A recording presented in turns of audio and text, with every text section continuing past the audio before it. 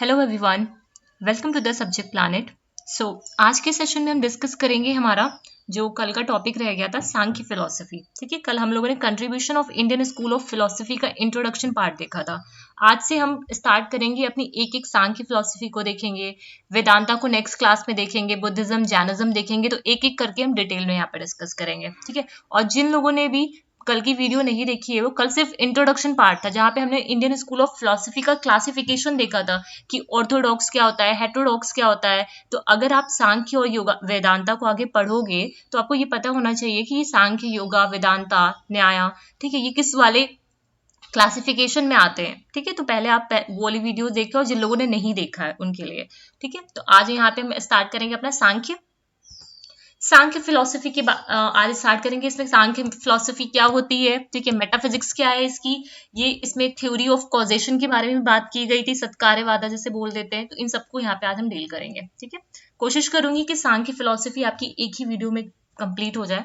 ठीक है, चलो फिर स्टार्ट करते हैं। Sankhya philosophy is one among the oldest school in Indian philosophy. जो सांख्य की आपकी फिलोसफी है वो सबसे ओल्डेस्ट स्कूल ऑफ फिलोसफी मानी जाती है, पहली बात। ठीक है, जितने भी की पॉइंट है मैंने यहाँ पे की पॉइंट के थ्रू भी स्लाइड्स को डाला हुआ है। ठीक है, तो उसे कॉपी में अपने लिखना। और ये जो सांख्य है, योगा है, वेदांता है, इनके आप प्रॉपर नोट्स बनाना। ठीक है, ये नहीं कि आप थोड़ा थोड़ा करके बनाने लगो। तो जहां पे की पॉइंट की जरूरत है मैंने वहां पे उसको ऐड कर दिया यहाँ पे, और आप पूरा डिटेल में इसको नोट करना अपनी कॉपी में।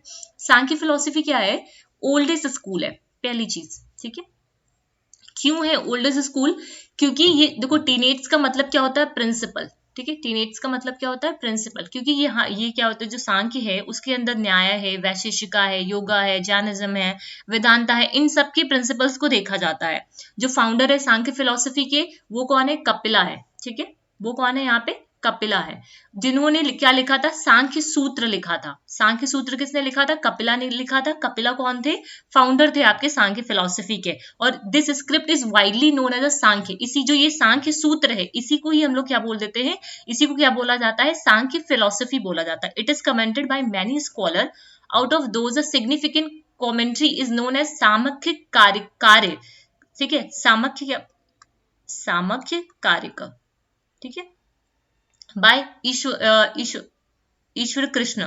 ठीक है, इसकी हिंदी में जो नाम है उसको अपनी कॉपी में नोट डाउन करिएगा। ठीक है, there are two views the origin of this school. Some are believe that word सामख्य is derived from the सामख्य। देखो, इसमें दो तीन बातें। सांख्य जो है वो ओल्डेस्ट स्कूल ऑफ फिलोसफी है। ये आपसे पूछा जाता है क्यों है ओल्डेस्ट स्कूल ऑफ फिलोसफी? क्योंकि इसके अंदर जो टीनेट्स होते हैं, जो प्रिंसिपल्स होते हैं न्याय के, वैशेषिका के, योगा के, जैनिज्म के, वेदांता के, इन सब के पाए जाते हैं। और इसे किसने दिया था? कपिला ने दिया था। कपिला ने इस स्क्रिप्ट को सामख्य सूत्र बोला था, जिसे हम लोग आगे चल के बोलते हैं सामख्य बोलते हैं। ठीक है, सांख्य के अकॉर्डिंग अगर नॉलेज को दो तरीके, सांख्य को जो कुछ स्कॉलर्स थे वो ये बिलीव करते थे, ये जो सांख्य है, ठीक है, उसको दो तरीके से देखते थे। पहला कि ये क्या है? नंबर के फॉर्म में है। ठीक है, पहला इसको क्या बोला इन्होंने कि जो सांख्य फिलोसफी है इसके दो व्यूज हैं। पहला Sankhya which means number as well as the right knowledge. मतलब उन्होंने बोला जो सांख्य को एज अ नंबर देखा, मतलब नंबर ही क्या है? इसका राइट नॉलेज है। और सांख्य का मीन्स क्या होता है? एक perfect knowledge, perfect knowledge. Perfect knowledge कहने का मतलब क्या है? रियलिटी। ठीक है, वही चीज यहाँ पे लिखी है। Sankhya is derive from the Samkhya which means number as well as the right knowledge. ठीक है, number as well as the right knowledge, जिसे हम लोग राइट नॉलेज बोल देते हैं। और राइट नॉलेज है क्या? ठीक है, ये जो राइट नॉलेज पहला उन्होंने बोला कि सांख्यिक को नंबर की तरह या फिर राइट नॉलेज की तरह डिराइव किया, और बोला ये राइट नॉलेज क्या है? About the understanding the reality by specifying the number of ultimate constituent of the universe. मतलब हम रियलिटी को यहाँ पे अंडरस्टैंड करते हैं, उसको नंबर के फॉर्म में। ठीक है, अंकों के फॉर्म में उसको हम क्या करते हैं? रियलिटी को यहाँ पे अंडरस्टैंड करते हैं। और दूसरे अदर व्यू दैट सामख्य का मतलब क्या था? Perfect knowledge. परफेक्ट नॉलेज कहने का मतलब क्या है? About the reality, about the reality. ठीक है, ये चीज समझ में आई कि सांख्य को हम लोग दो तरीके से देख सकते हैं। पहला आता है विच मीन्स द नंबर, जिसका मतलब है सांख्य का मतलब क्या होता है? Number as well as the right knowledge. Right knowledge का मतलब क्या है? यूनिवर्स को हमें अंडरस्टैंड करना नंबर के फॉर्म में। और सांख्य का मतलब होता है परफेक्ट नॉलेज। दूसरा व्यू ये था जिसमें इन्होंने बोला अबाउट द रियलिटी, रियलिटी के बारे में बात की। ठीक है, नेक्स्ट आ जाओ। अब बात करते हैं मेटाफिजिक्स। मेटाफिजिक्स में जो सांख्य है वो ड्यूलिस्टिक रियलिज्म पे काम करती है। ठीक है, सांख्य क्या ड्यूलिस्टिक रियलिज्म, कल ही मैंने बताया था, एक होता है आपका पुरुषा, एक होता है आपका प्रकृति, मतलब ड्यूलिस्टिक होता है। ठीक है, ड्यूलिस्टिक रियलिज्म पे ये काम करता है। ठीक, it is dualistic because it hold the doctrine of two ultimate reality. क्यों इसे ड्यूलिस्टिक बोला जाता है? क्योंकि ये दो अल्टीमेट रियलिटी को होल्ड करता है। ये दो अल्टीमेट रियलिटी है कि आपकी प्रकृति और पुरुषा। ठीक है, प्रकृति का मतलब क्या होता है? सेल्फ। प्रकृति क्या है? सेल्फ, ये ध्यान रखना। प्रकृति का मतलब क्या होता है? Self. The existence of matter hence treated as a pluralistic. It is a realm because they viewed on both matter and spirit are equally real. देखो इसमें क्या है, सिंपल से समझो। जो आपका प्रकृति है, एक है आपका प्रकृति, एक है आपका पुरुषा, है ना। प्रकृति कहने का मतलब क्या है? आपका नॉन सेल्फ। प्रकृति क्या है? नॉन सेल्फ है।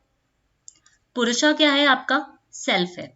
ठीक है, क्योंकि अब ये जो मेटाफिजिक्स है इसको ड्यूलिस्टिक रियलिज्म बोला जाता है, सांख्य की मेटाफिजिक्स को, क्योंकि ये दो अल्टीमेट रियलिटी को होल्ड करता है। ठीक है, दो अल्टीमेट रियलिटी को होल्ड करता है। पुरुषा पहला आता है, पुरुषा। ठीक है, पुरुषा कहने का मतलब है क्या? सेल्फ। और सेल्फ का कहने का मतलब क्या है? यहाँ पे एग्जिस्टेंस होता है मैटर का। ठीक है, इसी वजह से इसको ट्रीट किया जाता है प्लूरिस्टिक के लिए। और ये रियलिज्म की तरह भी ट्रीट किया जाता है, क्योंकि ये देखा जाता है both matter and spirit are equally real. Sankhya school express that the self purusha and non self prakriti are radically different from each other. Sankhya ये मानता है ये जो पुरुषा और प्रकृति है ये दोनों क्या है? आप डिफरेंट है। ठीक है, ये दोनों क्या है? डिफरेंट है, दोनों सेम नहीं है। नॉन सेल्फ कहने का मतलब क्या है? आपका मैटर। नॉन सेल्फ कहने का मतलब क्या है? आपका सॉरी हाँ मैटर नहीं है, रुको। नॉन सेल्फ कहने का मतलब है ये,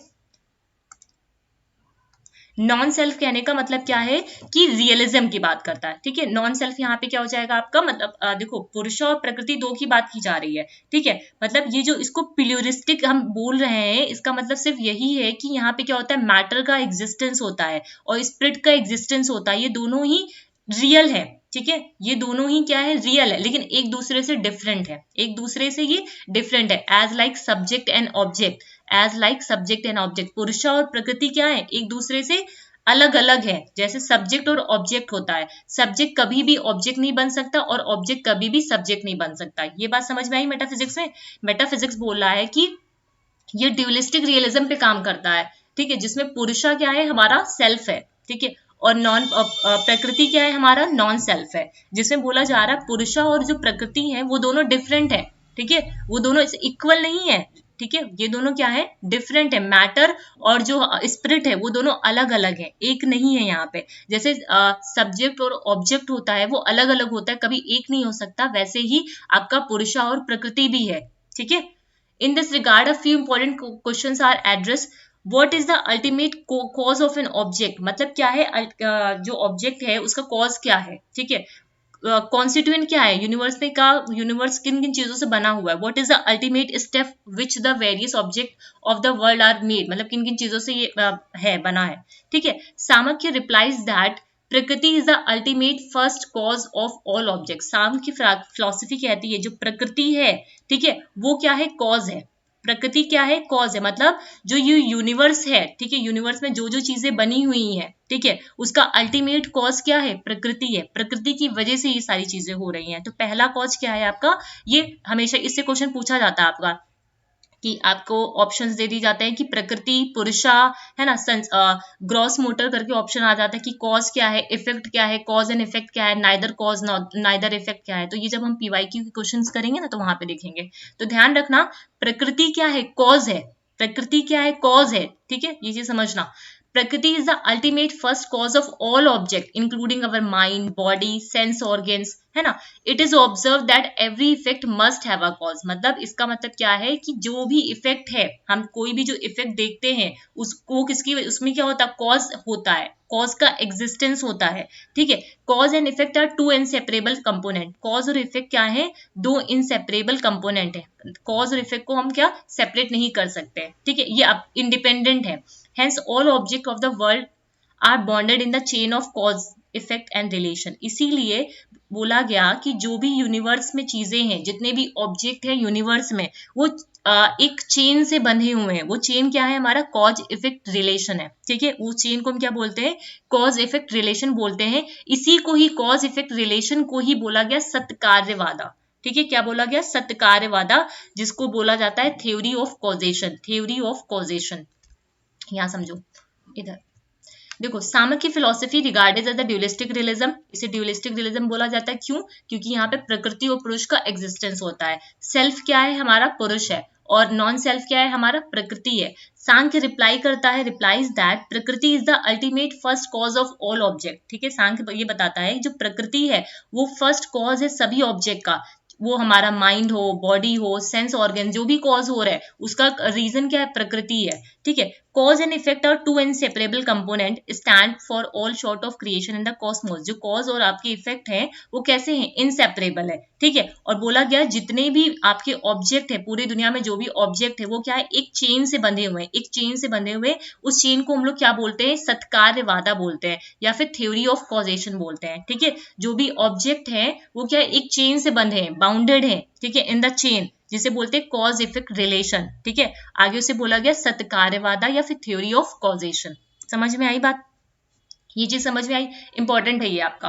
ठीक है, ये आपको पता होना चाहिए इससे क्वेश्चन, क्योंकि कई बार पूछे गए हैं, तो ये आपको समझ में आना चाहिए। ठीक है, नेक्स्ट आ जाओ।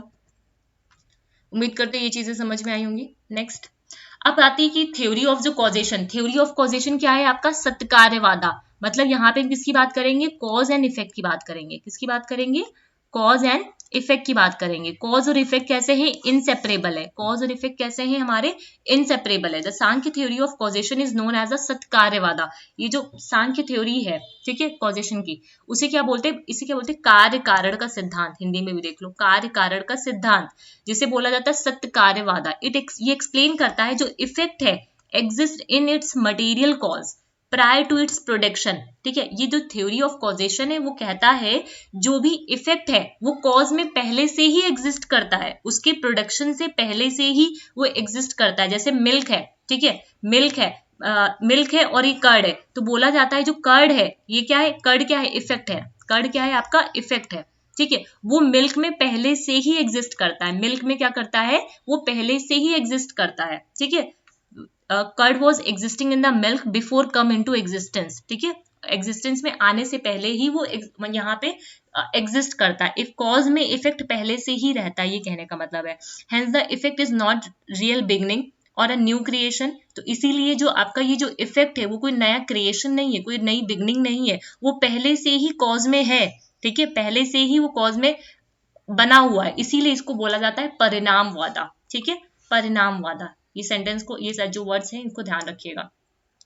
ये चीज समझ में आई थ्योरी ऑफ कॉजेशन में? ये थ्योरी ऑफ कॉजेशन बोलता है जो भी कॉज है हमारा, ठीक है, जो भी कॉज है हमारा, उसके अंदर पहले से ही इफेक्ट मौजूद है। पहले से ही यहाँ पे क्या है? इफेक्ट आपका मौजूद है। ठीक है, उसकी प्रोडक्शन से पहले से ही है। ठीक है, जो मिल्क है उसमें पहले से ही कर्ड मौजूद है। ठीक है, पहले से ही वहां पे इसका इफेक्ट है। ठीक है, ये चीज कही जा रही है यहाँ पे।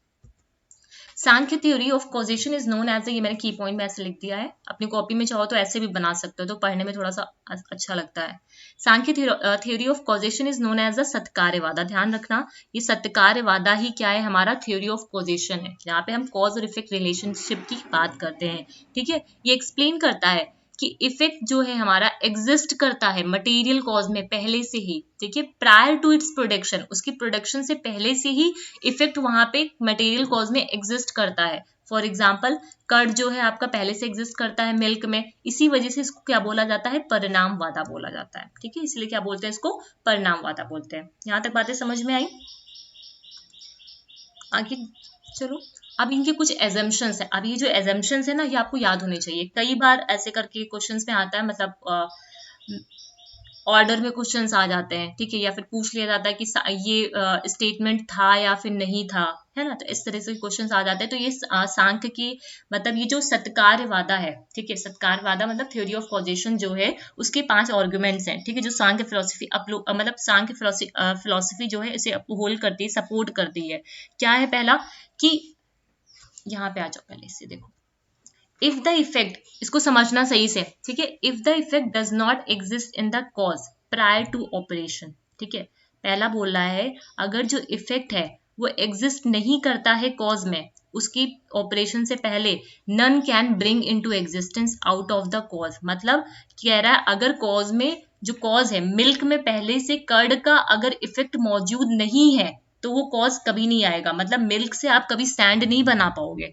समझ रहे हो इस चीज को? मिल्क से क्या बनेगा? सिर्फ कर्ड ही बनेगा, मिल्क से कभी सैंड नहीं बनेगा, बालू नहीं बनेगी। ठीक, तो वही बोल रहा है पहला इनका जो है वो बोल रहा है कि इफेक्ट जो है does not exist in the cause. ठीक है, prior to its operation none can bring into existence out of the cause. ठीक है, जैसे blue can not be turn into yellow, जो ब्लू है वो कभी भी येलो नहीं बन सकता चाहे जितने भी आर्टिस्ट हो। ठीक है, the effect is related to its cause, जो इफेक्ट होता है वो कॉज से रिलेटेड होता है। Effect is nothing but the manifestation of a cause, जो इफेक्ट है वो क्या है? मैनिफेस्टेशन है कॉज का। ठीक है, वो क्या है? एक रिफ्लेक्शन है। जो कॉज है उसका इफेक्ट क्या है? एक रिफ्लेक्शन है। As oil will be produce from oil seed, जैसे ऑयल सीड्स होते हैं वहां से हम क्या मिलता है? वहां से हमें ऑयल मिलता है। ठीक है, तो कह सकते हैं जो इफेक्ट होता है वो प्री एग्जिस्ट करता है मटेरियल कॉज में इन अ लेटेंट और अनमैनिफेस्ट कंडीशन। मतलब जो इफेक्ट होता है वो छुपा होता है। कॉज में क्या होता है? इफेक्ट छुपा होता है, पहले से ही छुपा होता है, अनमैनिफेस्ट होता है। अभी जो अनमैनिफेस्ट है, मैनिफेस्टेशन है, इन सब जैसे आप पहले से अगर पढ़ रहे हो तब तो ये समझ में आ रहा होगा। ठीक है, तो अगर अभी आपने नया जैसे स्टार्ट किया है तो इन शब्दों को बहुत अच्छे से समझिएगा क्योंकि आपके एग्जाम में क्वेश्चंस की लैंग्वेज ऐसे ही आती है। ठीक है, तो जो इफेक्ट है ना वो पहले से ही मटेरियल कॉज में मौजूद है, लेटेंट है, छुपा हुआ है, अनमैनिफेस्ट है। ठीक है, ये पहली बात हुई। दूसरी बात ये है कि a particular effect can be produce of a particular material cause. मतलब कोई एक पर्टिकुलर इफेक्ट प्रोड्यूस होगा किसी मटेरियल का, किसी पर्टिकुलर मटेरियल कॉज से। अ mud jar can be produce out of clay only, जो एक मड है मतलब मड जार है। ठीक है, उससे सिर्फ क्या प्रोड्यूस होगा? क्ले ही प्रोड्यूस होगा। ठीक है, clay can be produce out of threads only, cloth can be produce only thread only. मतलब जो मड जार है, ठीक है, उससे क्या निकलेगा? सिर्फ क्ले ही निकलेगा। ठीक है, क्लोथ किससे निकलेगा? थ्रेड से ही निकलेगा। Does it proves that effect are existing in the cause in a latent condition। देखो ये जो पांचों चीजें है ना वही सेम बातें बोल रही हैं, कुछ अलग नहीं बोल रही। यही बोल रहा है कि जो कॉज है वो पहले से एग्जिस्ट करता है, हमारे जो इफेक्ट है वो पहले से ही एग्जिस्ट करता है कॉज में, लेकिन इसी चीज को 5 बार घुमा फिरा के बोला गया है। ठीक है, कोई भी पर्टिकुलर इफेक्ट, पहली चीज ये होगी कि जो इफेक्ट है वो प्री एग्जिस्ट करता है मटेरियल कॉज में। दूसरी बात बोल रहा है कि जो पर्टिकुलर इफेक्ट है वो कोई जो पर्टिकुलर इफेक्ट प्रोड्यूस होता है पर्टिकुलर मटेरियल कॉज से। ठीक है, दूध से दही ही निकलेगा, दूध से बालू नहीं निकलेगा। ठीक है, मिट्टी से जो है क्ले ही बनेगा। ठीक है, थ्रेड से हम जो क्लोथ होता है, क्लोथ से क्या निकलेंगे? धागे ही निकलेंगे। ठीक है, यही वाली चीज कह रहा है।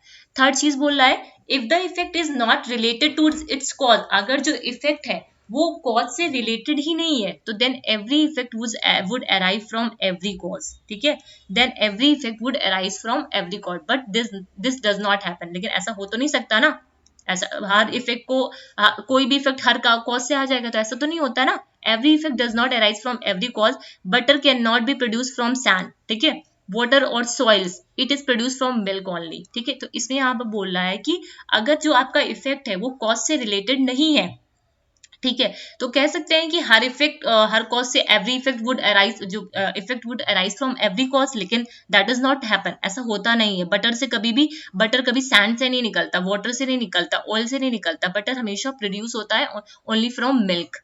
राइट, ये चीज कह रहा है। थर्ड में आ जाओ, the effect pre exist in the cause. ठीक है, जो इफेक्ट होता है वो पहले से ही कॉज में एग्जिस्ट है, since it can be produce by potent cause only. ध्यान देना, ये पोटेंट कॉज से ही निकलता है। अब potent cause has a causal energy. जो पोटेंट कॉज होता है, जो मिल्क होता है, वो क्या होता है? उसके अंदर एक कॉजल एनर्जी होती है जो पर्टिकुलर इफेक्ट को प्रोड्यूस कर पाता है। जो मिल्क होता है उसके अंदर एक एनर्जी होती है जिसकी वजह से वो कर्ड प्रोड्यूस होता है, वो पर्टिकुलर इफेक्ट प्रोड्यूस हो पाता है। ठीक है, बटर जो एक मिल्क है उसके अंदर एक पर्टिकुलर एनर्जी होती है, पोटेंट कॉज होता है। पोटेंट कॉज जो है उसके अंदर एक कॉजल एनर्जी होती है जिसकी वजह से बटर प्रोड्यूस होता है आपका, है ना। The causal energy in this case is inferred from the perception of a effect. If the effect is not exist in the cause, then the causal energy cannot be related to it. वही चीज बोल रहा, देखो घुमा फिरा के वही चीज बोल रहा। अगर इफेक्ट कॉज से रिलेट नहीं कर रहा है तो क्या कॉजल एनर्जी नहीं रिलेट कर रही है, पोटेंट कॉज से कोई पर्टिकुलर इफेक्ट नहीं आ रहा है है ना, वही चीज बोल रहा है। If the causal energy is unrelated to the effect, then any effect will arise from any cause, hence the effect must be pre-existent in the potent cause only. तो इसीलिए जो इफेक्ट है वो पहले से ही पोटेंट कॉज में exist करना चाहिए, ठीक है। फिफ्थ बोल रहा है the effect pre exist in the cause, effect जो है पहले से एग्जिस्ट करती है कॉज में, since it is identical in nature when it's cause, ठीक है, विद इट्स कॉज। ये कैसा होता है, जो कॉज है उसके नेचर के साथ आइडेंटिकल होता है। The effect is not different from the cause, जो इफेक्ट होता है वो डिफरेंट नहीं होता है, वो कॉज के सिमिलर, मतलब कॉज के जैसा ही होता है, आइडेंटिकल होता है, उसी का नेचर को फॉलो करता है। जो आपका कर्ड है उसके अंदर भी मिल्क के नेचर का मिल्क का नेचर होगा, ठीक है, इसी वजह से वो उस वहां से प्रोड्यूस हो रहा है, ठीक है। The cause is existence and therefore the effect can not B non existence, ठीक है, जो कॉज होता है वो एग्जिस्टेंस होता है, इसी वजह से जो इफेक्ट होता है वो एग्जिस्टेंस नहीं होता उसका। हेंस इफेक्ट इनहेरिट्स इट, वही चीज बोल रहा है, इफेक्ट जो होता है पहले से ही कॉज में रहता है। This is so because there is no identity between the entity and non entity, ठीक है। तो ये जो पांचों बातें ना, देखो घुमा फिरा के बार बार वही चीज बोल रहा है, कुछ अलग नहीं बोल रहा है, वही चीज बोलेगा कि एक दिमाग में सिर्फ इतना रखना है थ्योरी ऑफ कॉजेशन में कि जो भी कोई भी जो इफेक्ट होता है ना उसके अंदर हम, सॉरी, जो कॉज होता है ना उसके अंदर पहले से ही इफेक्ट मौजूद होता है, ठीक है। पर्टिकुलर जो कॉज है वो पर्टिकुलर इफेक्ट को प्रोड्यूस करेगा, ठीक है। ये कैसे होते हैं, आइडेंटिकल होते हैं, ठीक है, ये कैसे होते हैं, आइडेंटिकल होते हैं, ठीक है। हर कॉज से मतलब हर इफेक्ट हर कॉज से नहीं प्रोड्यूस हो सकता है, ठीक है। इफेक्ट इज नॉट, मतलब every effect would arise from every cause, ऐसा होता नहीं है, ठीक है, ये भी एजम्पशन है। पर्टिकुलर जो इफेक्ट होता है वो प्रोड्यूस होता है पर्टिकुलर मटेरियल कॉज से, ठीक है। अगर इफेक्ट एग्जिस्ट कर, मतलब जो इफेक्ट है वो एग्जिस्ट करना चाहिए पहले से ही उसके अंदर, ठीक है। तो ये वाली सारी चीजें हैं, तो ये आपको मतलब दिमाग में अपने रखनी है, रटना नहीं है इसको, ठीक है, इसको समझना है कि सिर्फ एक चीज यहाँ पे ध्यान रखो कि जो कॉज होता है उसके अंदर पहले से ही इफेक्ट एग्जिस्ट करता है, जिसके 5 ये जो पॉइंट है वो आपको घुमा फिरा के वही बात बोल रहे हैं, ठीक है, कोई अलग बात नहीं बोल रहे, वही बात बोल रहा है। तो एग्जाम में यही चीज पूछे जाते हैं ना, तो लेकिन घुमा फिरा के होता है, तो ये आपको अपने दिमाग में रखना है, ठीक है, विद एग्जाम्पल्स। नेक्स्ट आ जाओ, यहाँ तक चीजें उम्मीद करती हूँ समझ में आई होंगी। अगर थोड़ा भी आपको लग रहा है कि समझने में दिक्कत हो रही तो प्लीज कमेंट सेक्शन में लिख के बताइएगा, तो मैं थोड़ा सा और कोशिश करूंगी और अच्छे से या फिर कुछ डिफरेंट तरीके से समझा पाऊँ इस चीज को, ठीक है। अब आते हैं, बात करते हैं प्रकृति, ठीक है, प्रकृति और पुरुषा के बारे में बात करेंगे, ठीक है। प्रकृति क्या है, अल्टीमेट कॉज है ना। प्रकृति क्या है, आपका अल्टीमेट कॉज है, ठीक है, यूनिवर्स में। It is regarded as the first cause, ठीक है, ये क्या है, पहला कॉज है। जितने भी इफेक्ट होते हैं, ठीक है, वो किस पे बेस्ड है, प्रकृति पे, ठीक है। Being the first element of the universe, प्रकृति कैसी होती है, अब प्रकृति के कई सारे नाम होते हैं, ठीक है, अलग डिफरेंट डिफरेंट नाम से पूछा जाता है प्रकृति को। प्रकृति क्या होती है, अनकॉज, प्रकृति खुद में कैसी है, अनकॉज्ड है, इटर्नल है, शाश्वत है, प्रिवेडिंग है, इसीलिए इसको प्रधान बोला जाता है। ध्यान देना, खुद में, itself is uncaused, ये बोला जाता है, ठीक है, अनकॉज है, itself is uncaused है, इटर्नल है, प्रिवेडिंग है, इसीलिए इसे प्रधान बोला जाता है। It can't be perceived but can inferred from its effect, मतलब क्या है, प्रकृति को हम परसीव नहीं कर सकते लेकिन उसको महसूस किया जा सकता है, ठीक है, उसको हम इसके इफेक्ट से महसूस कर सकते हैं, इन्फर कर सकते हैं फ्रॉम इट्स इफेक्ट, इसलिए इसको बोला जाता है अनुमा। क्या बोला जाता है, अनुमा। प्रकृति को हम लोग परसीव नहीं कर सकते लेकिन इसको इन्फर किया जा सकता है फ्रॉम इट्स इफेक्ट, है ना। In the form of a conscious element, अगर कॉन्शियस एलिमेंट के फॉर्म में अगर देखा जाए तो ये कैसा होता है, ज्यादा बोला जाता है इसको, ठीक है। And in the form of unmanifested objected, तो अनमैनिफेस्टेड ऑब्जेक्टेड में से क्या बोला जाता है, अव्यक्त बोला जाता है, ठीक है, क्या बोला जाता है, अव्यक्त। वही चीज बोले, प्रकृति क्या है, ब्रह्मांड का परम कारण होता है, ठीक है, इसे पहला कारण माना जाता है। ब्रह्मांड के सभी प्रभाव इस पर आधारित होते हैं। ब्रह्मांड का प्रथम तत्व होने के कारण प्रकृति जो है वह स्वयं ही अविवादित है, शाश्वत है और सर्वव्यापक है, ठीक है, ये ध्यान रखना, इसीलिए इसे प्रधान बोला जाता है, ठीक है। इसे समझा नहीं जा सकता, हम प्रकृति को समझ नहीं सकते, खाली अनुमान लगा सकते हैं। अब ये अनुमान हम कैसे लगाएंगे, इसके इफेक्ट को देख के लगाएंगे, इसीलिए इसको अनुमा बोला जाता है, ठीक है। इसको अगर चेतन के तत्वों में देखा जाए, मतलब कॉन्शियस एलिमेंट से अगर देखा जाए तो इसे क्या बोला जाता है, जदा बोला जाता है, ठीक है। ऐसे हम अव्यक्त, ये कैसा होता है, अव्यक्ति, इसे मतलब जो अव्यक्त वस्तुओं के रूप में अगर हम इसको देखें, अनमैनिफेस्ट ऑब्जेक्ट के उसमें देखें तो उसे अव्यक्त कहा जाता है, ठीक है। तो ये कुछ जो नाम है ये आपको याद होने चाहिए, ठीक है। नेक्स्ट आ जाओ, अब ये जो प्रकृति हम बोल रहे हैं, ऑब्जेक्ट बोल रहे हैं, ठीक है, प्रकृति और ये ऑब्जेक्ट में डिफरेंस क्या है, ठीक है। Prakriti, object are the effect of Prakriti, ठीक है, जो भी यूनिवर्स में जो भी एलिमेंट्स हैं, ठीक है, वो सब क्या है, इफेक्ट है प्रकृति के, ठीक है, प्रकृति की क्या है, ये सब इफेक्ट है, उसके प्रभाव है सारे, प्रकृति क्या है, उसका कॉज है, ठीक है। दीज आर डिपेंडेंट, ये जो आपके ऑब्जेक्ट होते हैं वो कैसे होते हैं, डिपेंडेंट होते हैं, रिलेटिव होते हैं, बहुत सारे होते हैं, और नॉन इटर्नल होते हैं। और प्रकृति कैसी होती है हमारी, इटर्नल होती है, because they are created and destroyed.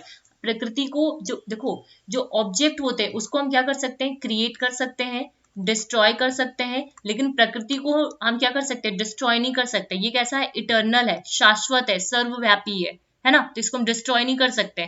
But प्रकृति on the other hand has neither beginning nor and, वही चीज बोल रहे, प्रकृति का ना ही अंत है, ना ही आरंभ है उसका, ठीक है। इट इज अनबॉर्न, ये कैसा है, अनबॉर्न है, इंडिपेंडेंट है, एब्सोल्यूट है, एक है, इटर्नल है, और बियॉन्ड है क्रिएशन एंड डिस्ट्रक्शन से। इसको हम लोग ना क्रिएट कर सकते हैं, ना ही डिस्ट्रॉय कर सकते हैं, क्योंकि ये क्या है, ना ही आरंभ है, ना तो आरंभ है और ना ही अंत है, ठीक है। ऑब्जेक्ट कैसे होते हैं, लिमिटेड होते हैं, किसी भी स्पेस टाइम कंटिन्यूम में अगर देखें तो ऑब्जेक्ट कैसे होते हैं, लिमिटेड होते हैं, लेकिन प्रकृति कैसे होती है, लिमिटेड नहीं है। ऑब्जेक्ट को हम मैनिफेस्ट कर सकते हैं, प्रकृति कैसी है, अनमैनिफेस्ट है, ठीक है। व्यास से प्रकृति, जो व्यास हैं वो बोलते हैं जो प्रकृति होती है वो क्या होता है, इज एंड इज नॉट, दोनों का ही मिक्सचर है, ठीक है। व्यास कहते हैं कि प्रकृति जो है वो है भी और नहीं, दोनों है, मतलब हम इससे क्या बोल, है और नहीं, दोनों चीजें बोल सकते हैं, तो इस एक तरीके का मिक्सचर है उन दोनों का, ठीक है। अब these are the 5 arguments offered by Ishwar Krishna for the existence of Prakriti, ठीक है, प्रकृति की एग्जिस्टेंस के लिए 5 आर्गुमेंट्स दिए गए। The world is constituted of many fold of object, the existence of all object must have a cause, ठीक है। मतलब जो हमारा ये बहुत, जो हमारी वर्ल्ड है उसमें वो बहुत सारी चीजों से मिलकर बना हुआ है, ठीक है, और जितनी भी ये जो ऑब्जेक्ट है उनकी जो एग्जिस्टेंस होती है वो किसी कॉज की वजह से होती है। This is so because they themselves can't be cause of their creation, ठीक है, ये ऐसा इसलिए क्योंकि वो खुद से क्रिएट नहीं हो सकती, उनको क्रिएट किया जाता है, ठीक है। जो भी ऑब्जेक्ट्स हैं उनको प्रकृति क्या करती है, क्रिएट करती है। फर्दर ये कैसे होते हैं, लिमिटेड होते हैं, किसी पे डिपेंडेंट होते हैं, रिलेटिव होते हैं, और इनका एंड होता है। Hence the cause which creates them should be unlimited, exist beyond creation and destruction, independent, eternal, such a cause is the Prakriti. वही चीज बोली जा रही है इसमें कि जो हमारा यूनिवर्स है, जो वर्ल्ड है, वो बहुत सारे ऑब्जेक्ट से मिलकर बना हुआ है, ठीक है, बहुत सारे ऑब्जेक्ट से मिलकर बना हुआ है, जिसमें क्या होता है, और ये जो सारे ऑब्जेक्ट का जो एग्जिस्टेंस है वो किसी कॉज की वजह से हुआ है। क्यों कॉज की वजह से हुआ है, क्योंकि ये ऑब्जेक्ट खुद से प्रोड्यूस नहीं हो सकते, खुद से क्रिएट नहीं किया जा सकता है, इनको ना ही डिस्ट्रॉय किया जा सकता है, इसको क्या किया जाता है, प्रकृति इसको बनाती है, ठीक है, प्रकृति इसका कॉज है। और प्रकृति कैसी है, अनलिमिटेड है, ठीक है, वो इंडिपेंडेंट है, इटर्नल है, और ये जो हमारा ऑब्जेक्ट है वो कैसा है, लिमिटेड होता है, डिपेंडेंट होता है ना, ये वाली चीज है। नेक्स्ट आ जाओ, वर्ल्ड कैसा है, एमलगेमेशन, सॉरी एमलगम, एमलगम कहने का मतलब क्या है, जैसे मिक्स बोलते हैं ना, बहुत, मतलब हमारी जो दुनिया है मतलब बहुत सारे ऑब्जेक्ट्स का मिक्सचर है, ठीक है, बहुत सारे ऑब्जेक्ट का मिक्सचर है। However some qualities are found among all the object, as a result pleasure है, दुख है, सुख है, डिफरेंसेस हैं, है ना, मतलब दुनिया में सब कुछ है, ठीक है, बहुत सारी वैरायटीज ऑफ ऑब्जेक्ट है, ठीक है, तो एक तरीके का मिक्सचर है जहाँ पे खुशी भी होती है, लोग उदास भी होते हैं, इंडिफरेंसेस भी होते हैं, है ना, ये वाली सारी चीजें। This implies that there should be a common cause which possesses these 3 qualities, ठीक है, मतलब क्या है कि इस मतलब इन सब ये जो दुख दर्द ये सारी चीजें हैं ना, इनका एक ही कॉमन कॉज है, ठीक है, एक ही कॉमन कॉज है, वो कॉज क्या है, प्रकृति है। घुमा फिरा के वही चीज बोली जा रही है कि मतलब जो हमारी दुनिया है, जो हमारा वर्ल्ड है, वो बहुत सारी चीजों से मिलके बना हुआ है, ठीक है, जहाँ पे दुख है, दर्द है ना, खुशी है, ठीक है, तो ये जो तीनों चीजों का मिक्सचर है ना, ये डिफरेंट डिफरेंट वैरायटीज जो ऑफ ऑब्जेक्ट का जो मिक्सचर है ना, इसका कॉज कौन है, इसका कॉज प्रकृति है, इसका कॉज कौन है, प्रकृति है। ये सारी चीजें कैसे आती है, प्रकृति के कारण आती है। Activity, the activity is generated in the potent cause all effect arise out of cause in which they were present in an unmanifest form. मतलब जितने भी प्रभाव है, मतलब जिस तरह से वो मौजूद है वैसे ही प्रोड्यूस होते हैं वो, ठीक है। जितने भी all effect arise out of cause, जितने भी इफेक्ट हैं वो कॉज से ही आते हैं, जिसमें in which they were present in an unmanifest form, वो किस फॉर्म में प्रेजेंट होते हैं, अनमैनिफेस्ट फॉर्म में प्रेजेंट होते हैं। इवैल्यूएशन कहने का मतलब क्या है, means the manifestation of that which is involve the word object which are effect must there for implicit. देखो यहाँ पे सिंपल सी ये चीज बोली जा रही है कि जो एक्टिविटी, बहुत सारे जो पोटेंट कॉज होते हैं, ठीक है, बहुत सारे जो मतलब सॉरी जो पोटेंट कॉज है, ठीक है, उनकी एक्टिविटी की वजह से, ठीक है, उनका जो गतिविधि होता है उसकी वजह से, मतलब देखो इसमें से जितनी भी एक्टिविटीज हो रही है ना, ठीक है, जितनी भी एक्टिविटीज हो रही है वो क्या करती है, एक मतलब पोटेंट कॉज है, ठीक है। जनरेट वो कैसे जनरेट होती है, इन द पोटेंट कॉज, ठीक है। हर इफेक्ट अराइज होता है किसी भी कॉज से, ठीक है, हर इफेक्ट जो होता है वो अराइज होता है किसी भी कॉज से, ठीक है। अब जब हम आगे इवेल्युएशन की, जो इवोल्यूशन की हम यहाँ पे बात कर रहे हैं, इसको हम लोग आगे देखेंगे, ठीक है। जब हेट्रोजीनियस और होमोजीनियस की बात करेंगे तो प्रकृति जो है, ठीक है, वही क्या है, उसी की वजह से ही यहाँ पे इवोल्यूशन हो रहा है, ठीक है, उसी की वजह से क्या हो रहा है, यहाँ पे इवोल्यूशन हो रहा है, ये चीज है यहाँ पे। फिर क्या है, every cause has its effect, her cause का खुद का अपना एक इफेक्ट होता है, ठीक है। एवरी कॉज जो भी जितने भी कारण है उसका अपना इफेक्ट है, ठीक है। कॉज और इफेक्ट कैसे होते हैं, एक दूसरे मतलब अलग अलग होते हैं, ठीक है, ये एक जैसे नहीं, मतलब एक नहीं होते हैं, ठीक है। जो कॉज होता है वो पहले से ही एग्जिस्ट करता है, जैसे सत्कारवादा में बोला गया है, बाय इम्प्लीकेशन देयरफॉर यूनिवर्स जो है उसका universe must have a cause, universe में क्या है, कॉज है, दिस और ये कॉज क्या है, अनमैनिफेस्ट है, प्रकृति है हमारी, ठीक है। This cause is nothing but the Prakriti, वही चीज बोली जा रही है, ठीक। सांख्य और सत्कारवादा, ठीक है, सांख्य जो है वो सत्कारवादा को एक्सेप्ट करता है, ध्यान देना, जो सांख्य है वो सत्कारवादा को एक्सेप्ट करता है, कहता है कि जो कॉज इफेक्ट का रिलेशन है उसको ये एक्सेप्ट करता है, बोलता है कि इफेक्ट पहले से ही मौजूद होता है मटेरियल कॉज में, इस चीज को सांख्य फिलोसफी एक्सेप्ट करती है, ठीक है। दूसरी बात, और ये जो मतलब देखो इसमें क्या होता है, जब प्रकृति का मतलब डिसोल्यूशन होता है ना, मतलब तो वहां पे देखो दो तरीके से डिसोल्यूशन होता है, ठीक है। जिस प्रकृति का जब डिसॉल्व होती है प्रकृति, ठीक है, तो वहां पे दो तरीके से होती है, एक होती है होमोजीनियस, एक होती है हेट्रोजीनियस, ठीक है। होमोजीनियस में क्या होता है, एक जैसे गुण आज आके मिलते हैं, हेट्रोजीनियस में क्या होता है, डिफरेंट डिफरेंट गुण आज आके मिलते हैं। जब डिफरेंट डिफरेंट गुण आज आके मिलते हैं तो उसकी वजह से क्या आता है, इवोल्यूशन आता है, ये भी हम आगे देखेंगे, ठीक है। यही चीज लिखा, this whole that if the effect rolls back towards its cause then it will be dissolve in cause, मतलब वही चीज बोल रहा है कि अगर ये जो इफेक्ट होते हैं ना, ये जब बात ये क्या होते हैं, ये किसी कॉज की वजह से आता है, ठीक है। इसमें कॉज में पहले से ही डिसॉल्व होते हैं सारे इफेक्ट, ठीक है। और जो ये हेल्प करती है to help maintain the homogeneity in the universe, the balance universe from every manifold is known as regard as the Prakriti, ठीक है। तो ये हो गया, नेक्स्ट आ जाओ। अब वही चीज जो यहाँ पे मैंने बताई आपको कि जब यूनिवर्स का डिसोल्यूशन होता है तो दो फॉर्म में होता है, तो यूनिवर्स का जो डिसोल्यूशन होता है वो दो फॉर्म में होता है, एक होमोजीनियस होता है ना, होमोजीनियस फॉर्म में होता है, एक होता है हेट्रोजीनियस फॉर्म में, ठीक है। हेट्रोजीनियस में क्या होता है कि एक नया प्रोडक्ट क्रिएट होता है, मतलब नया न्यू एलिमेंट जो होते हैं, न्यू ऑब्जेक्ट, यहाँ पे इवोल्यूशन होता है, इवोल्यूशन का जो कंसेप्ट है वो यहीं से आता है। होमोजीनियस में क्या होता है, ये जितने भी गुणाज हैं वो क्या करते हैं, आपस में ही बदल जाते हैं। सत्व गुण जो है वो सत्व गुण के साथ बदलता है, रजस गुण के साथ बदलता है, तमस गुण के साथ बदलता है, ठीक है। अभी रुको आगे इसको देखेंगे, और यहाँ तक चीजें समझ में आई। सांख्य फिलोसफी एडवोकेट करता है थ्री गुणास ऑफ प्रकृति, ठीक है। जो सांख्य फिलोसफी है वो तीन गुणास के बारे में बात करती है, सत्व गुण, रजस गुण और तमस गुण, ठीक है। ध्यान देना, सत्व गुण, रजस गुण और तमस गुण। अभी सत्व, रजस और तमस क्या है ये देख लो। Sankhya philosophy advocate three gunas of prakriti, sattva, rajas and tamas. Prakriti is a state of equilibrium, मतलब प्रकृति क्या है, इक्विलिब्रियम की स्टेट होती है, जब ये तीनों गुणास क्या होते हैं, मतलब एक इक्विलिब्रियम में होते हैं तो उसे हम क्या बोलते हैं, प्रकृति बोलते हैं। मतलब उसे क्या मतलब इसको इक्विलिब्रियम में रखना होता है, ठीक है, ये कहने का मतलब है।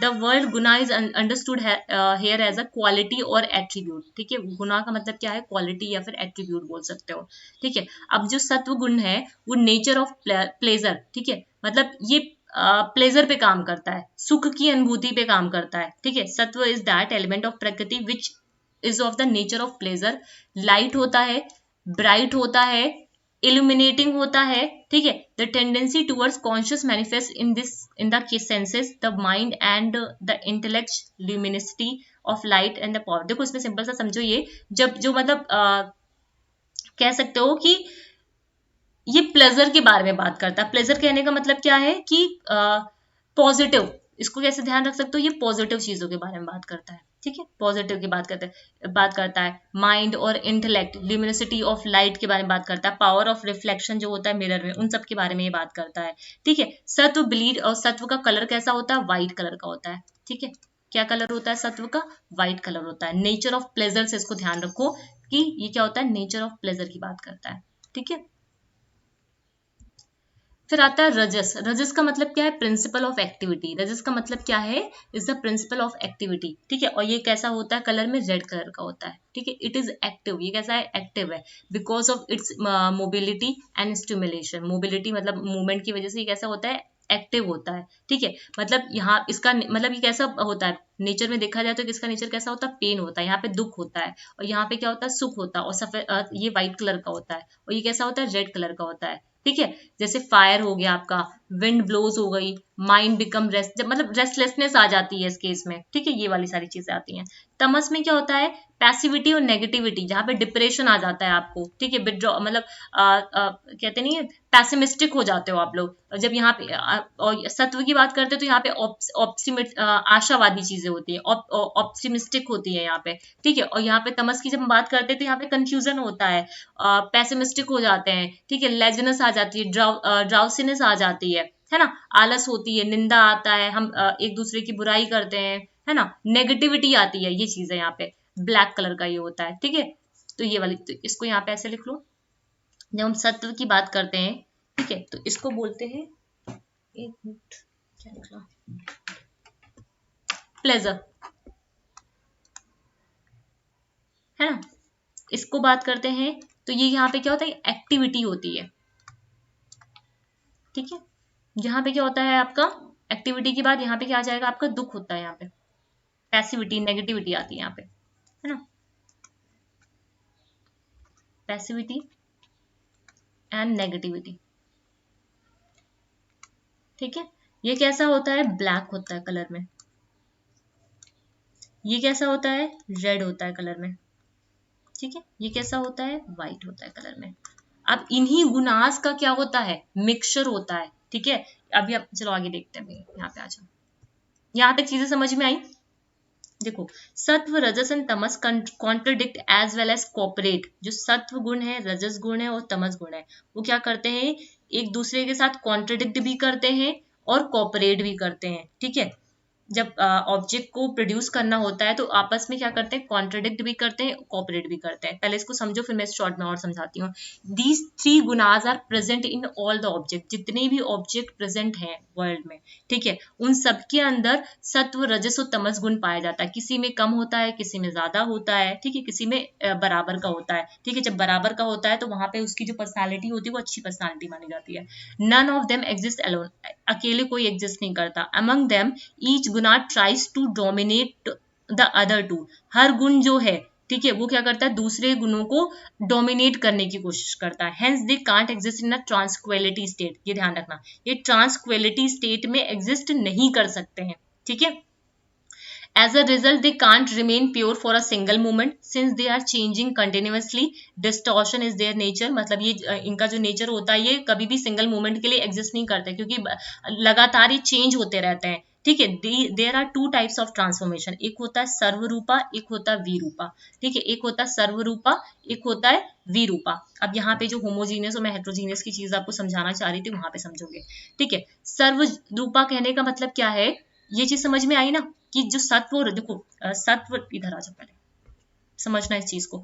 जब हम बात करते हैं, जो हमारी प्रकृति होती है उनके अंदर तीन गुणांश होते हैं, ठीक है। प्रकृति एडवोकेट करती है तीन गुणाओं को। जितने भी हमारे ऑब्जेक्ट्स हैं उनके अंदर तीन गुण पाए जाते हैं, ठीक है, तीन गुण पाए जाते हैं। सत्व गुण, रजस गुण और तमस गुण। जो सत्व होता है वो प्लेजर पे काम करता है, जो रजस होता है वो एक्टिविटी मोबिलिटी पे काम करता है, ठीक है। तमस जो होता है वो डार्कनेस पे काम करता है, नेगेटिविटी पे काम करता है, ठीक है। अब ये जो सत्व रजस और तमस गुण है वो आपस में कॉपरेट भी करते हैं एज वेल एज कॉन्ट्रडिक्ट भी करते हैं, ठीक है। ये क्या करते हैं, एक दूसरे का विरोध भी करते हैं और साथ साथ में सहयोग भी करते हैं, ठीक है। हर ऑब्जेक्ट में, ठीक है, ये तीनों गुण पाए जाते हैं, ठीक है। लेकिन डिग्री जो होती है वो कम या ज्यादा होती है, वो डिफर करती है, मतलब चेंज करती रहती है, किसी में कम होता है, किसी में ज्यादा होता है।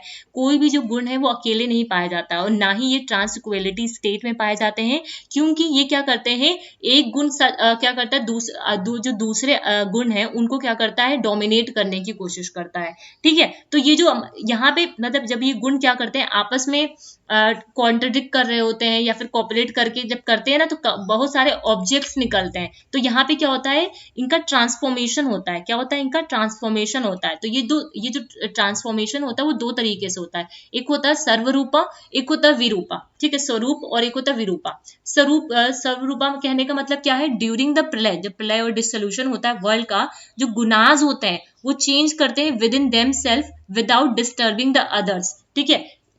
देखो यहाँ पे मैं लिख रही हूँ होमोजीनियस और हेट्रोजीनियस, ठीक है। अब होमोजीनियस में क्या होते हैं, जो गुण होते हैं ना, जो ये तीनों गुण है, सत्व है, रजस है, तमस है, ठीक है, वो क्या करते हैं आपस में ही, आप जब प्रलय आता है, डिसोल्यूशन होता है ना, तो वो आपस में ही क्या करते हैं, एक दूसरे के साथ चेंज होने लगते हैं, आपस में ही चेंज होते हैं। जैसे सत्व है वो सत्व गुण के साथ ही चेंज हो जाएगा, ठीक है, दूसरे गुण को डिस्टर्ब नहीं करेगा। तो यहाँ पे ये क्या करे, कॉपरेशन कर रहे हैं, समझ रहे हो इस चीज को। ये यहाँ पे हम लोगों ने देखा ना, ये कॉन्ट्रोडिक्ट भी करते हैं और कॉपरेट भी करते हैं एक दूसरे के साथ। तो जब सर्व रूपे की बात करते हैं, जब प्रलय आता है, डिसोल्यूशन होता है वर्ल्ड का, तो जो ये जो सत्व होता है वो सत्व के साथ चेंज होता है, जो रजस होता है वो रजस के साथ चेंज होता है, जो तमस होता है तमस के साथ चेंज होता है। और इसी ट्रांसफॉर्मेशन को हम लोग होमोजीनियस ट्रांसफॉर्मेशन कहते हैं, ठीक है, या फिर सर्वरूपा परिणाम बोलते हैं, ठीक है। ये भी नाम याद रखना, सर्वरूपा परिणाम बोलते हैं। मतलब होमोजीनियस में क्या होते हैं, एक गुण अपने ही गुण के साथ चेंज होता है, दूसरे को डिस्टर्ब नहीं करता है। ये बात समझ में आई, ये होता है सर्वरूपा में। लेकिन जब हम विरूपा में आते हैं तो यहाँ पे क्या होता है, कॉन्ट्रडिक्शन होता है। मतलब एक गुण क्या करता है, दूसरे गुण को वो करने के डोमिनेट करने की कोशिश करता है, जो दूसरे गुण है उनको डोमिनेट करने की कोशिश करता है। द प्रलय और dissolution of the world, gunas are in the state of constant flux. यहाँ पे क्या होता है, कांस्टेंट फ्लक्स होता है, and each tries to dominate the other. देखो यहाँ पे क्या कर रहे थे ये लोग, कॉपरेट कर रहे थे, यहाँ पे क्या कर रहे हैं, कॉन्ट्रडिक्ट कर रहे हैं, मतलब एक दूसरे को डोमिनेट करने की कोशिश कर रहे हैं, जिसकी वजह से क्या होता है, यहाँ पे इवोल्यूशन होता है, ठीक है, जिसकी वजह से यहाँ पे क्या होता है, इवोल्यूशन होता है। यहाँ पे ध्यान रखना, यहाँ पे कोई भी ऑब्जेक्ट प्रोड्यूस नहीं होता है, ठीक है, यहाँ पे कोई भी ऑब्जेक्ट प्रोड्यूस नहीं होता। लेकिन यहाँ पे इवोल्यूशन कहने का मतलब क्या होता है, जब ये आपस में कॉन्ट्रडिक्ट करते हैं, एक दूसरे को डोमिनेट करते हैं, तो क्या होता है, ऑब्जेक्ट्स यहाँ पे प्रोड्यूस होते हैं, ठीक है, कई सारे ऑब्जेक्ट्स का यहाँ पे प्रोडक्शन होता है। In this flux of gunas that result in the formation of various object, ठीक है, ये जो फ्लक्स होता है, जो एक दूसरे को डोमिनेट कर रहे होते हैं कॉन्स्टेंटली, तो इससे क्या होता है, बहुत सारे ऑब्जेक्ट प्रोड्यूस होते हैं। और ये जो ट्रांसफॉर्मेशन होता है, ये कैसा ट्रांसफॉर्मेशन होता है, हेट्रोजीनियस ट्रांसफॉर्मेशन होता है। और ये जो विरूपा है ना, this is the starting point of the world evolution. यहीं से ये इवोल्यूशन सिस्टम स्टार्ट हुआ है, यहीं से क्या हुआ है, ये इवोल्यूशन स्टार्ट हुआ है विरूपा में ही, विरूपा की वजह से, विरूपा में ही जब प्रकृति का डिसोल्यूशन हुआ, तो ये जो गुनाज थे इनका कांस्टेंट फ्लक्स की वजह से, ठीक है, ये लोग क्या करने लगे, एक दूसरे को डोमिनेट करने लगे, जिसकी वजह से क्या हुआ, बहुत सारे ऑब्जेक्ट का फॉर्मेशन हुआ। और यही क्या है, हमारा स्टार्टिंग पॉइंट है आपका इवोल्यूशन का, ठीक है, starting point of the world's evolution. ये क्वेश्चन पूछा जाता है कि स्टार्टिंग पॉइंट ऑफ इवोल्यूशन क्या है, वो विरूपा में होता है, ठीक है। दो टाइप के ट्रांसफॉर्मेशन होता है, एक सर्वरूपा होता है और एक विरूपा होता है। यहाँ तक चीजें समझ में आई। नेक्स्ट आ जाओ। अब ये वही चीज मैंने यहाँ पे फिर से लिख दी है, प्रलय में क्या होता है, एक दूसरे के साथ चेंज होता है, विरूपा में फिर ये होता है, तो वही चीज लिखा है, ठीक है। अब बात करते हैं पुरुषा। प्रकृति समझ में आया, प्रकृति समझ में आया। अब पुरुषा की बात करेंगे, फिर हम इवोल्यूशन देखेंगे। ये जो इवोल्यूशन है ये रहा आपका, ये देखो, या यहीं पे चलो इवोल्यूशन देख लेते हैं। जब पहले पुरुषा समझ लो तो थोड़ा सा और समझ में आएगा, ठीक है। तो ये आपका इवोल्यूशन है, तो बहुत सारे जो ऑब्जेक्ट्स हैं वो उनका फॉर्मेशन हुआ था। तो पहले पुरुषा समझ लेते हैं, फिर इधर आते हैं, ठीक है। पुरुषा क्या है आपका, अकॉर्डिंग टू सांख्य, क्योंकि जो इवोल्यूशन की बात करेंगे ना तो पुरुषा और प्रकृति आपस में क्लोज आएंगे तभी इवोल्यूशन होगा, ठीक है। तो ये भी पहले पुरुषा समझ लो फिर आगे देखते हैं। According to the Samkhya philosophy Purusha क्या है, सेल्फ है, इटर्नल रियलिटी है, ठीक है। Purusha is the self, subject है, नोवर है, और ऑब्जेक्ट कौन है हमारा, प्रकृति है। It never be an object because the existence of object can be proved in some ways whereas non existence can not be prove in any ways. पुरुषा कैसा है, नाइदर द बॉडी, पुरुषा ना ही कॉज है ना ही effect है, ठीक है। ध्यान देना, क्वेश्चन आता है कि कॉज एंड इफेक्ट बोथ करके आता है, तो पुरुषा आपको टिक नहीं करना। पुरुषा क्या है, neither the cause, neither the body, nor the mind, neither the ego, nor the intellect. अब ये बुद्धि, अहंकार, मन, इनको हम अभी आगे पढ़ेंगे वहां पे, ठीक है, जब इवोल्यूशन की बात करेंगे। It is not the substance which has quality of consciousness. It ये कैसा है, खुद में ही क्या है, प्योर कॉन्शियसनेस है, खुद में ही क्या है, प्योर कॉन्शियसनेस है। It is the basic of all knowledge and supreme nowhere है, ये क्या है, सुप्रीम नोवर है। It can't be the object of knowledge, ठीक है। ये कैसा है, ऑब्जर्वर है, इटर्नली फ्री है, इटर्नली फ्री है, इम्पार्शियल स्पेक्टेटर है, ठीक है, पीसफुल है। It is beyond the space time continuum, change है, एक्टिविटी है। It is the self enlightenment, self proved, और hence it is all pervading, formless है, इटर्नल है, ठीक है। Its existence can be doubted because it in its absence all knowledge even doubt is not possible, ठीक है। According to Sankhya philosophy पुरुषा का जो नेचर होता है वो कैसा होता है, प्योर कॉन्शियसनेस होता है, ठीक है। ये कैसा होता है, beyond the limit of a प्रकृति, ये फ्री फ्रॉम होता है, डिस्टॉर्शन से होता है, ठीक है। Its object change but it self never changes, ये इसके जो ऑब्जेक्ट्स होते हैं वो चेंज करते हैं लेकिन कभी भी खुद से चेंज, मतलब it self never change. It is about self arrogance, aversion and attachment, ये वाली सारी चीजें पुरुषा है, ठीक है। वही चीजें यहाँ पे लिखा हुआ है कि पुरुषा शुद्ध है, चेतना का प्रकृति है, ठीक है। ये सारी चीजें हिंदी में, पुरुषा ना ही शरीर है, ना मन है, ना अहंकार है, ना बुद्धि है, ठीक है। पुरुषा आप में ही शुद्ध चेतन है ना, ये वाली सारी चीजें। अब जो ये सांख्य फिलोसफी है उसने पुरुषा की एग्जिस्टेंस के लिए भी 5 आर्गुमेंट्स के बारे में बात की, कि पुरुषा की जो एग्जिस्टेंस है उसके बारे में 5 बातें की, जिसमें अब देखो ये इंपॉर्टेंट नहीं है, ये जो लिखा हुआ है ना ये वाली स्लाइड में, ये सिर्फ जस्ट फॉर इंट्रोडक्शन है। यहाँ पे जो इंपॉर्टेंट है ये इंपॉर्टेंट है आपका, ये स्लाइड, इसका आपको कॉपी में लिखना है। All the worldly object are meant for someone, this is so because the conscious prakriti can make use of them, ठीक है। Hence all these substance are for purusha और प्लस, मतलब ये पुरुषा और सेल्फ, मतलब जो भी दुनिया में ये जो ऑब्जेक्ट्स हैं, ठीक है, जो किसकी वजह से कॉज हो रहे हैं, प्रकृति की वजह से कॉज हो रहे हैं। अब इस ऑब्जेक्ट को उपभोग करने वाला भी तो कोई होना चाहिए, है ना, कोई भोक्ता भी तो होना चाहिए, भोग मतलब जो इसको एंजॉय करने वाला भी तो कोई होना चाहिए, तो वो कौन है, पुरुषा है। प्रकृति का evolve itself in order to serve the Purusha's end, जो प्रकृति है वो खुद को ये क्या करती है, पुरुषा को सेल्फ करती है, ठीक है, पुरुषा को सर्व करती है। The 3 gunas Prakriti and the subtle body all are serve to the Purusha, जो 3 गुणास है, सत्व रजस और गुण, सत्व रजस और तमस, और जो हमारी सब्टल बॉडी है, मन, इंटेलेक्ट, बुद्धि, ये सारी चीजें वो क्या करती है, पुरुषा को सर्व करती हैं, ठीक है। Substance of the universe are composed of, जो भी सब्सटेंस है वो 3 गुना से मिलकर बने हैं। पुरुषा is the witness of 3 गुनास and he is beyond from 3 गुनास। पुरुषा कैसा, प्योर कॉन्शियसनेस है, जो मतलब उसको हम क्या कर सकते हैं, एक्सपीरियंस कर सकते हैं, एनालिसिस कर सकते हैं, सबस्ट्रेटम ऑफ ऑल नॉलेज है, ठीक है, जो पॉजिटिव भी है नेगेटिव भी है। There can be no experience without him, हम अगर पुरुषा नहीं है तो कोई चीज को हम एक्सपीरियंस नहीं कर सकते, किसी भी कॉज को हम एक्सपीरियंस नहीं कर सकते हैं। This is because he is a soul authority, इसी वजह से अगर सोल अथॉरिटी बोला जाए तो कौन है, पुरुषा है, ठीक है, जिसकी वजह से हम नॉलेज को एक्सपीरियंस कर पा रहे हैं, नॉलेज को देख पा रहे हैं, समझ पा रहे हैं। सिंस प्रकृति कैसी है, अनकॉन्शियस है, ठीक है, प्रकृति कैसी है, अनकॉन्शियस है। पुरुषा कैसा है, कॉन्शियस है। प्रकृति खुद की जो प्रकृति जो क्रिएट करती है ना उसको एंजॉय नहीं कर सकती, प्रकृति उसको एंजॉय नहीं कर सकती। 1 मिनट को मैं लाइट जलाता हूँ।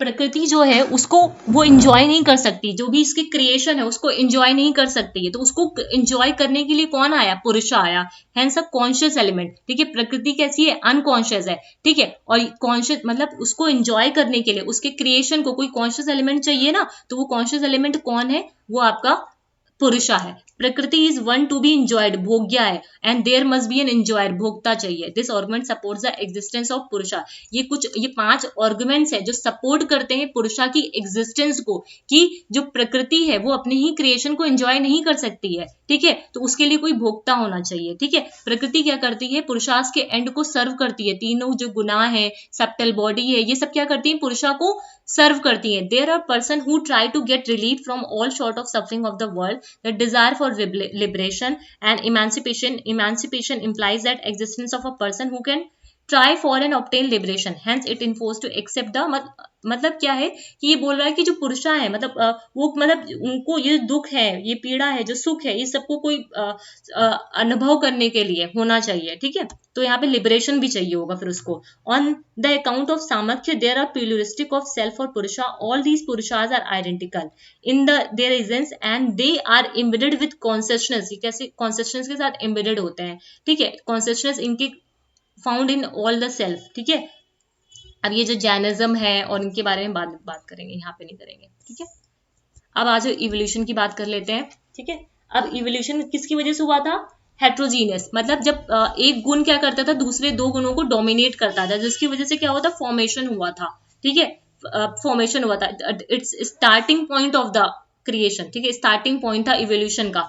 इवोल्यूशन का world and worldly object are created because the contact. अब ये इवोल्यूशन किसकी वजह से होता है, प्रकृति और पुरुष की कॉन्टेक्ट की वजह से होता है, ठीक है। प्रकृति और जो पुरुष है, ठीक है, उन जब ये पुरुष और प्रकृति, पुरुषा कैसा है, कॉन्शियस है, प्रकृति कैसी है, अनमैनिफेस्ट है, प्राइम मॉडल है, मैटर है, ठीक है। जब पुरुषा और प्रकृति पास पास आते हैं तो क्या होता है, इवोल्यूशन होता है, ठीक है। समझ रहे हो इस चीज को, क्या होता है, पास पास आते हैं तो क्या होता है, इवोल्यूशन होता है, ठीक है। द प्रकृति alone can't create the world because it's material, देखिए। In the same manner, पुरुषा can't create the world independently because he is inactive, ठीक है। प्रकृति कैसी है, एक्टिव है, जो मैन है, ठीक है, वो खुद से वर्ल्ड को क्रिएट नहीं कर सकता क्योंकि वो इनएक्टिव है। इसीलिए क्या करते हैं, एक पास पास आते हैं, क्लोज कांटेक्ट में आते हैं, जिसकी वजह से क्या होता है, इवोल्यूशन होता है, ठीक है। जिसकी वजह से क्या होता है, इवोल्यूशन होता है, जिसमें देखो प्रकृति पास पास में आया तो यहाँ पे क्या हुआ, ये महत और बुद्धि, ठीक है, महत और बुद्धि आया। फर्स्ट प्रिंसिपल है इंडिविजुएशन का, ठीक है। और उसके बाद फिर क्या आता है, अहंकार आता है, ठीक है। अहंकार में क्या आता है, एक सात्विक आता है, अहंकार कहने का मतलब क्या है, ईगो आता है। एक तामसिक होता है, जब देखो सात्विक और मतलब सात्विक कहने का मतलब क्या है, सत्व गुण, ठीक है, और तमस गुण और ये रजस गुण, ठीक है। जब सत्व गुण और रजस गुण एक साथ मिलते हैं तो कौन से एलिमेंट आते हैं, ये तीनों एलिमेंट आते हैं। माइंड आता है, कॉग्निटिव सेंसेस आते हैं, एक्टिव इनऑर्गमेंट्स आते हैं। और जब रजस और तमस गुण एक साथ मिलते हैं तो क्या आता है आपका, तंत्राज और महाभूताज आते हैं, जैसे सब्टल आइटम बोल देते हैं, ग्रॉस इनरोलमेंट एलिमेंट्स भी बोल देते हैं। देखो यहाँ पे मैंने ये लिखा है, यहाँ पे लिखा नहीं मतलब फोटो है ये तो, ठीक है। प्रकृति और पुरुषा जब एक साथ मिलते हैं तो क्या आता है, पहला एलिमेंट ये आता है महत, ठीक है। फिर आता है अहंकार। अहंकार 3 पार्ट में डिवाइड होता है, सत्व अहंकार होता है, रजस अहंकार होता है और तमस अहंकार होता है। जब सत्व और रजस अहंकार आपस में मिलते हैं तो तीन आते हैं, मतलब इंद्रियाज ऑफ एक्शन आता है, इंद्रियाज ऑफ कॉग्निशन आता है, ज्ञानेन्द्रिया, कर्मेंद्रिया, मन, ठीक है, ये आता है। जब तमस और रजस एक साथ मिलते हैं तो तंत्राज आते हैं, तन्मंत्राज आते हैं और भूताज आते हैं, ठीक है। तन्मंत्राज आते हैं और भूताज आते हैं, ठीक। महत, देखो ये महत लिखा हुआ यही चीज है। महत क्या है, is the first product of evolution, ठीक है। इवोल्यूशन, जब इवोल्यूशन हुआ तो पहला प्रोडक्ट क्या निकल के आया, महत निकल के आया। जब इनका ये जब पास पास आए तो पहला इवोल्यूशन किसका हुआ, महत का हुआ। ये क्या है, पहला प्रोडक्ट है इवोल्यूशन का। ये कैसा होता है, कॉस्मिक होता है नेचर में, ठीक है। और इसे ही क्या बोल देते हैं, इंटेलेक्ट बोलते हैं और बुद्धि बोल देते हैं, ठीक है। नेक्स्ट आ जाओ, फिर मन की बात करते हैं। अकॉर्डिंग टू सामख्य फिलोसफी, मन और माइंड इज नाइदर इटर्नल और नॉन एटॉमिक, ठीक है। और it is constituted with parts and thus can come into the contact with the different sense organ, मतलब different सेंस ऑर्गन जब साथ में मिलते हैं तब ये चीजें आती हैं। फिर ज्ञानेंद्रिया की बात करते हैं। ज्ञानेंद्रिया क्या है, जो हमारे 5 सेंस ऑर्गन है ना, आंख, नाक, कान, ये सारी चीजें, ठीक है। फिर कर्मेंद्रिया क्या होते हैं, जब हम क्या करते हैं, जब 5 ऑर्गन जब क्या करते हैं, ये जो पांचों ऑर्गन है ना, जब ये एक्शन करते हैं तो ये कैसे, इसे को आप क्या बोलते हैं हम लोग, कर्मेंद्रिया बोलते हैं। ठीक है, नाक से सूंघना, कान से सुनना, आंखों से देखना, ये चीज है। तन मंत्रास क्या होते हैं हमारे, शब्द होते हैं जिसे साउंड बोलते हैं, स्पर्श होते हैं जिसे टच बोलते हैं, रूप जिसे फॉर्म बोलते हैं, रस जिसे टेस्ट बोलते हैं, गंध जिसे स्मेल करते हैं। ये क्या है, हमारे तन मंत्रास है। ठीक है, फिर महाभूतास क्या होते हैं, एयर। ठीक है, 5 महाभूतास होते हैं। ठीक है, हवा जिसे वायु बोलते हैं, आग जिसे अग्नि बोलते हैं, अक्ष जिसे ईथर बोलते हैं, वाटर जिसे जल बोलते हैं, पृथ्वी जिसे अर्थ बोलते हैं। ठीक है, तो ये सारी चीजें यहाँ पे। ठीक है, तो ये आपको ये इवोल्यूशन जो है ना, ये आपको याद होना चाहिए। ठीक है, मतलब अपनी कॉपी में बनाना और ऐसे ही यहीं पे छोटे छोटे पॉइंट में लिख लेना। ठीक है, तो ये इवोल्यूशन हो गया आपका। ठीक है, यहाँ तक चीजें समझ में आई।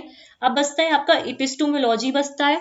ठीक है, एपिस्टोमोलॉजी बच्चा है आपका, जिसमें हम बॉन्डेज एंड लिबरेशन की बात करते हैं। फिर है आपका जीवन मुक्ति, आपका बॉन्डेज एंड लिबरेशन में ही है। ठीक है, फिर यहाँ पे ये खत्म हो जाएगा। देखो थोड़ा सा ही बचा है, अब इसे कल कर लेंगे। क्लास हम 1 घंटे से ज्यादा की नहीं करेंगे क्योंकि क्लासेस बहुत लंबी हो जाती हैं। ठीक है, तो 1-1 घंटे की करेंगे। इधर आ जाओ, 1 मिनट।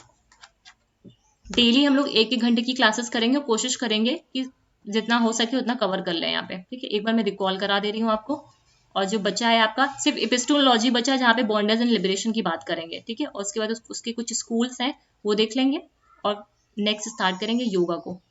ठीक है, देखो हम लोगों ने आज क्या पढ़ लिया, सांख्य पढ़ लिया है। कल हम लोग क्या पढ़ेंगे, योगा को पढ़ेंगे। ठीक है, क्या पढ़ेंगे, योगा को पढ़ेंगे। एक मिनट को, ठीक, एक बार रिकॉल कर लेते हैं। सांख्य फिलॉसफी क्या है आपकी, सांख्य फिलॉसफी किसने दिया था, कपिला ने दिया था, जिसे सांख्य सूत्र बोल देते हैं। ठीक है, सांख्य का मतलब ही क्या होता है, परफेक्ट नॉलेज। सांख्य का मतलब क्या होता है, परफेक्ट नॉलेज। 2 व्यूज देने का मतलब क्या है, एक था कि इसे राइट नॉलेज वो है जो नंबर के फॉर्म में होता है, दूसरा व्यू था जो रियलिटी के फॉर्म में होता है। परफेक्ट नॉलेज के बारे में बात की गई। मेटाफिजिक्स में बोला गया कि ये ड्यूलिस्टिक रियलिज्म पे काम करता है, क्योंकि पुरुष और प्रकृति की बात करता है। सत्कार्यवाद यहाँ पे आता है, थ्योरी ऑफ कॉजेशन के बारे में यहाँ पे बात की गई। थ्योरी ऑफ कॉजेशन कहने का मतलब क्या है, सत्कार्यवाद कहने का मतलब क्या है कि जब जो कॉज और इफेक्ट कैसे होते हैं, इनसेपरेबल होते हैं। कॉज और इफेक्ट कैसे होते हैं, इनसेपरेबल होते हैं। कॉज में पहले से ही इफेक्ट मौजूद है। ठीक है, तो सांख्य फिलॉसफी ने ये सत्कार्यवाद को एक्सेप्ट किया था, जिसे इन्होंने परिणामवादा भी बोला। ठीक है, फिर नेक्स्ट आ जाओ। अब इनके 5 वो थे आर्गुमेंट्स थे जो सांख्य फिलॉसफी जिसकी वजह से इसको एक्सेप्ट करती थी कि कॉज में पहले से ही इफेक्ट मौजूद होता है। हर कॉज, एवरी कॉज प्रोड्यूस करता है एवरी इफेक्ट को। कॉज और इफेक्ट का जो नेचर होता है वो आइडेंटिकल होता है ना, ये वाली सारी चीज। पोटेंट कॉज से पोटेंट कॉज से ही इफेक्ट निकल के आता है ना, तो ये आपको याद रखना है। नेक्स्ट आ जाओ, प्रकृति के बारे में बात की गई। प्रकृति के कई नाम होते हैं आपका, प्रधान बोला जाता है इसको, अनुमा बोला जाता है, जदा बोला जाता है, अव्यक्ता बोला जाता है। प्रधाना कहने का मतलब क्या है, क्योंकि ये कैसी इटर्नल है, प्रिवेडिंग है, शाश्वत है, सर्वव्यापी है, इसीलिए। अनुमा कहने का मतलब क्या है, इसको हम लोग परसीव नहीं कर सकते, इसको इन्फर किया जा सकता है। जदा कहने का मतलब क्या, कॉन्शियस एलिमेंट। और मैनिफेस्टेड कहने का मतलब क्या है, इसे अव्यक्त बोलते हैं। ठीक है, नेक्स्ट आज जो डिफरेंसेस की बात की गई प्रकृति और ऑब्जेक्ट के बीच में, क्या है वही कि प्रकृति कैसी है हमारी, इटर्नल है, और ऑब्जेक्ट कैसा है, नॉन इटर्नल है, रिलेटिव है, डिपेंडेंट है। प्रकृति इंडिपेंडेंट है ना।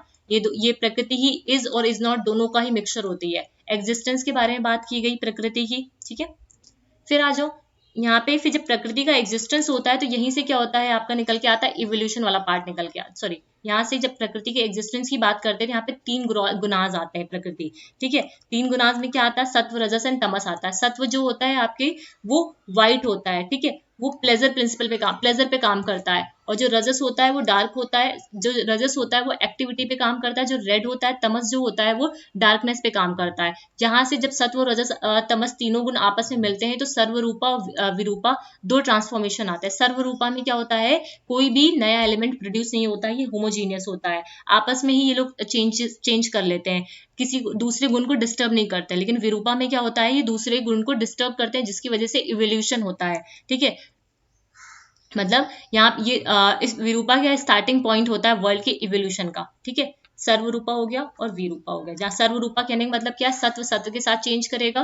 विरूपा कहने का मतलब क्या है, सत्व क्या करेगा, दूसरे गुणों को डोमिनेट करेगा। रजस क्या करेगा, 2 गुणों को, दूसरे 2 गुणों को डोमिनेट करेगा। पुरुषा के बारे में बोला गया, पुरुषा कैसा सेल्फ है, नॉन इटर्नल नहीं है, नॉन, ठीक है। पुरुषा के एग्जिस्टेंस के बारे में बात की गई कि जो प्रकृति में जो भी चीजें हैं, ठीक है, प्रकृति जो भी क्रिएशन कर रही है, अब उसको उपभोग करने वाला भी तो कोई होना चाहिए, तो प्रकृति क्या करती है, सर्व करती है, ठीक है, पुरुष को, है ना। फिर इवोल्यूशन के बारे में बात की गई। इवोल्यूशन कहने का मतलब क्या है, पहला जो इवोल्यूशन हुआ था वो किसका हुआ था, जब प्रकृति और पुरुष, देखो प्रकृति खुद से कोई चीज नहीं क्रिएट कर सकती, ना पुरुष को खुद से कोई चीज क्रिएट कर सकता है, ठीक है। तो ये क्या करते हैं, मतलब कोई भी ऑब्जेक्ट को क्रिएट नहीं कर पाते, तो ये क्या करते हैं, क्लोज आते हैं, ठीक है। प्रकृति और पुरुष आपस में जब पास में आते हैं, क्लोज कांटेक्ट में आते हैं, तो पहला जो एलिमेंट निकल के आया वो मन निकल के आया। मन से क्या आया, आपका अहंकार आया। अहंकार के बाद फिर क्या, हाँ, अहंकार आया। अहंकार को तीन चीजों में डिवाइड किया गया, सत्व अहंकार, रजस अहंकार और तमस अहंकार। सत्व और रजस जब मिलते हैं तो ज्ञानेन्द्रिया, कर्मेंद्रिया, मन, तीन चीज आती हैं। और तमस से क्या आता है, तन मंत्राज आते हैं और भूताज आते हैं, ठीक है। यहाँ तक कोई दिक्कत, यहाँ तक मुझे नहीं लगता कोई दिक्कत होगी, ठीक है। कॉपी में नोट्स जरूर बनाइएगा, ये नहीं कि नोट्स ना बनाओ ऐसे ही देख के चले जाओ, तो ऐसे समझ में, आज तो समझ में आ जाएगा, जब 4 दिन बाद फिर देखोगे ना तो समझ सब नया नया लगेगा, ठीक है। तो फिलोसफी में ध्यान रखना, नोट्स बनाना बहुत इंपॉर्टेंट है, ठीक है। अब इसके आगे नेक्स्ट क्लास में हम लोग बात करेंगे इपिस्टोमोलॉजी के बारे में, ठीक है। छोटा सा ही है, आज मैं 1 घंटे से ज्यादा कंटिन्यू नहीं करना चाह रही क्योंकि वीडियोस बहुत लंबी हो जाती हैं फिर, ठीक है। इपिस्टोमोलॉजी में बॉन्डेज और लिबरेशन के बारे में देखेंगे, है ना। तो ये वाली सारी चीजें हम लोग कल देखेंगे। तो आज के लिए सिर्फ इतना ही रखते हैं। उम्मीद करती हूँ जो सेशंस हैं वो आपको पसंद आएंगे। अगर सेशन अच्छा लगे तो कमेंट करके बताइएगा कि सेशन कैसा लगा, ठीक है। अगर और कोई क्वेरी है तो उसके लिए भी कमेंट सेक्शन में लिखिएगा। एंड जो हमारा टेलीग्राम है उसको आप ज्वाइन कर सकते हो फॉर मोर अपडेट्स। उसके अलावा मैं जो भी नोट्स या फिर कुछ भी जो दूंगी, ठीक है, जो भी अपडेट्स होंगी वो टेलीग्राम पे ही दूंगी, इसलिए टेलीग्राम को प्लीज ज्वाइन कर लीजिएगा, ठीक है। तो आज के लिए सिर्फ इतना रखते हैं। अगर ये सेशन इन्फॉर्मेटिव लगे, ठीक है, तो चैनल को सब्सक्राइब करिए, लाइक करिए, शेयर करिए अपने फ्रेंड्स के साथ जो भी प्रिपरेशंस कर रहे हैं UGC नेट पेपर 2 एजुकेशन की। Thank you.